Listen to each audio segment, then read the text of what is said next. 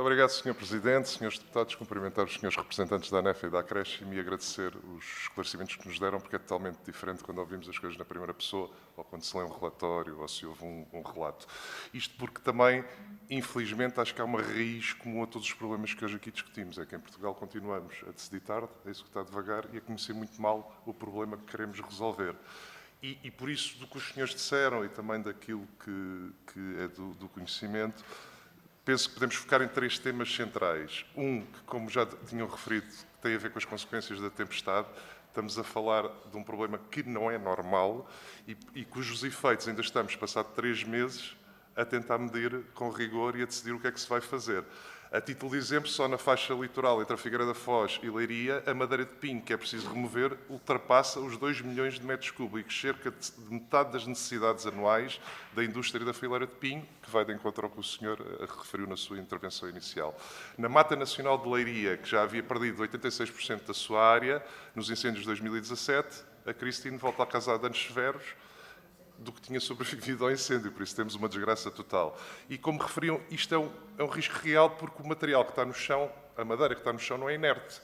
E por isso é um combustível à espera só de uma fonte de ignição e das condições para isso acontecer.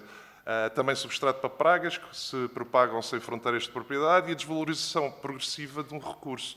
Falava o Sr. Engenheiro, penso eu, da questão do mercado inundado de uma oferta extraordinária e de um comprador, e que é o comprador que fixa o preço. No fundo, o proprietário não tem tesouraria, não tem alternativa, vai ter que aceitar, mesmo quando sabe que está a ser lesado. E, por isso, a primeira pergunta que eu vos deixava é qual é que é o principal estrangulamento à mobilização desta madeira? Estamos a falar de logística de transporte, capacidade de absorção da indústria, é o preço que não cobre os custos de extração ou é a burocracia das autorizações que paralisam quem quer agir? Porque, para nós, este problema é um problema real e, como eu dizia, uma situação extraordinária requer medidas extraordinárias. E, por isso, ainda a semana passada discutimos um projeto de resolução do Chega, já agora 713/17, que previa exatamente soluções extraordinárias para um problema extraordinário, porque se tentamos resolver da forma que costumamos fazer, para o ano os senhores estão cá novamente a dizer que o problema de há 3 meses ainda não está resolvido e isto, infelizmente, é a nossa sina e, como se costuma dizer, é o nosso fado. Porque o próprio Secretário de Estado das Florestas admitiu agora em março que seria impossível retirar todo o material linhoso antes do verão e que será necessário priorizar zonas críticas, ou seja, também é preciso ter uma medida qualquer extraordinária.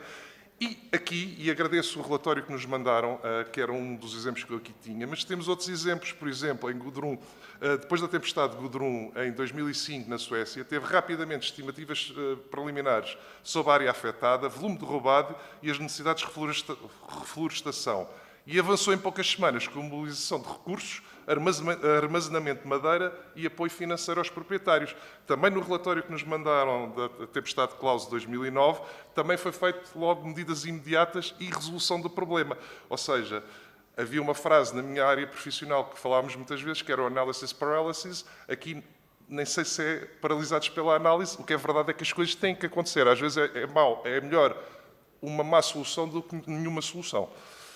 Por isso, deixo-vos outra pergunta. Ainda faz sentido criar parques temporários de concentração e armazenamento de madeira, como foi feito em contextos europeus comparáveis? Ou essa janela de oportunidade, como diziam há pouco, está a fechar porque o verão está aí à porta e faltam 2 meses?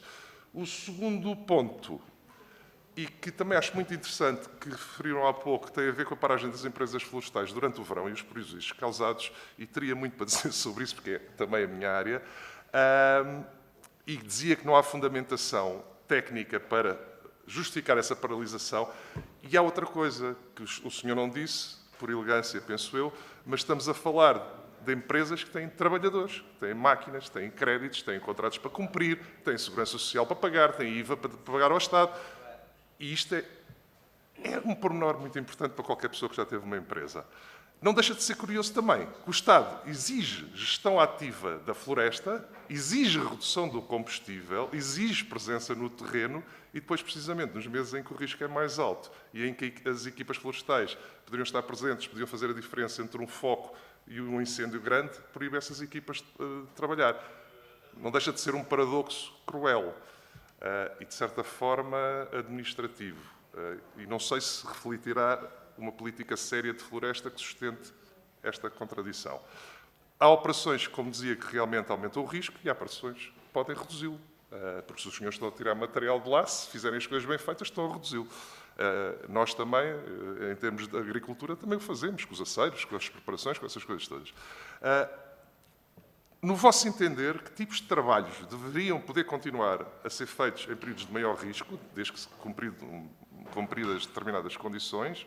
Em que condições? Até porque hoje em dia, falava um pouco disso, os modelos preditivos evoluíram bastante. Por isso já se consegue fazer previsões que evitem que o senhor não possa ir para um sítio e esteja a chover lá. Não é infalível, mas pode melhorar. E sobre a legislação que está a ser preparada, esta pergunta não resisto em fazê-la, porque é que ainda não foram ouvidos? Para terminar, um terceiro ponto que tinha a ver com a questão dos dados que o senhor engenheiro ainda há pouco falava.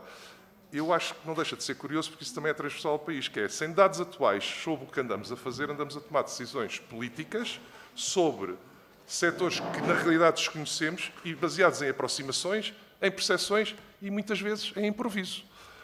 E por isso, num setor com a relevância deste e com os impactos colaterais que tem, nomeadamente nos incêndios, sinceramente não considero normal. Principalmente que a União Europeia caminha para maior exigência nas contas ambientais e na monitoração de ecossistemas. Termino já, Sr. Presidente.